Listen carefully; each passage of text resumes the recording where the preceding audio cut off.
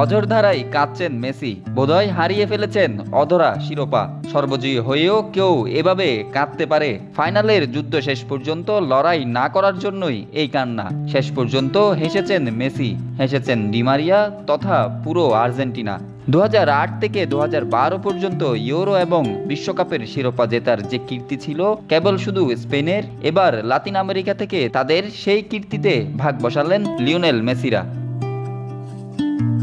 প্রথমে 2021 সালের Copa America, এরপর 2022 সালের বিশ্বকাপ, আর এবার 24 সালের কোপা আমেরিকা। টানা 3 আন্তর্জাতিক ট্রফি জয়ের এক বিরল রেকর্ড গড়ল আর্জেন্টিনা। মায়ামির হার্ড রক স্টেডিয়ামে ফাইনাল ম্যাচে নির্ধারিত 90 মিনিটেও নানা নাটকীয়তার মধ্য দিয়ে গোল না আসলেও 112 মিনিটে এসে শেষ পর্যন্ত লিড পায় আলবিসেলেস্তেরা, সেটাও 3 বদলি খেলোয়াড়ের সুবাদে। মাঝমাঠে দারুণ ট্যাকেলে বল উইন করা পারাদেস বাড়ালেন থ্রু বল, সেই বল লাউতেরো ব্যাক পাস দেন আরেক বদলি জিওভনি লো সেলসোকে। এরপর পিন পয়েন্টে বাড়ানো বল লাউতেরো মার্টিনেজ ভুল করলেন না বিগ ম্যাচের বিগ চান্স। ঠান্ডা মাথার ফিনিশিংয়ে বল জড়ালেন জালে। চলতি আসরে এটি তার 5ম গোল। ইতালিয়ান লিগের পর এবার কোপা আমেরিকার আসরেও সর্বোচ্চ গোলদাতা হলেন এই নাম্বার 9।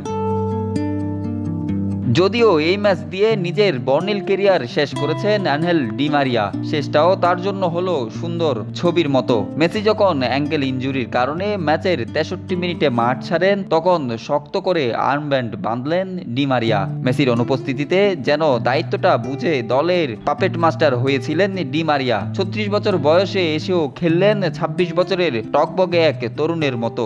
একের পর এক ডান প্রান্ত থেকে বিপজ্জনক ক্রস করে গিয়েছেন তিনি।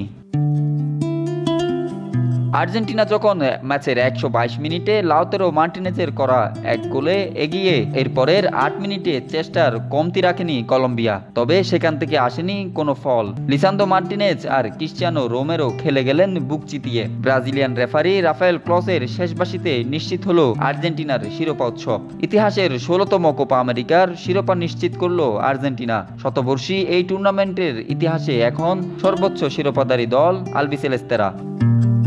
Desk report, news now sports.